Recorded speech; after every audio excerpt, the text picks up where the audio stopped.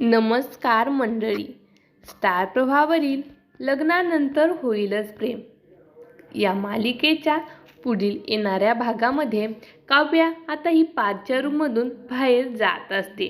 त्यावेळेस चक्क मानिनी तिला अडवत असते आणि म्हणते की काव्या, तुला कुठेही जायची गरज नाहीये, तू पार्कपाशीच थांब.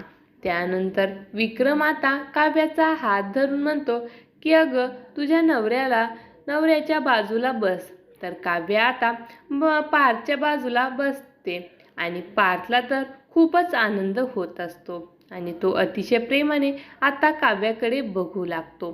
त्यानंतर विक्रम म्हणतो की बघितलंस का नंदिनी, बायको शेजारी बसल्यावर कसं हसू आलंय गालावर. त्यावर नंदिनी म्हणते की अगदी खरं आहे बाबा तुमचं. विक्रम म्हणतो की आई बाबा कधी एवढी काळजी घेत आहे त्याची तेव्हा एवढं हसू आलं.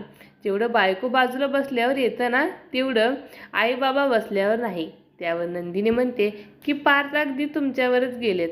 तुम्ही जेवढं आईवर प्रेम करताना तेवढंच पार्थ त्यांच्या बायकोवर प्रेम करतात.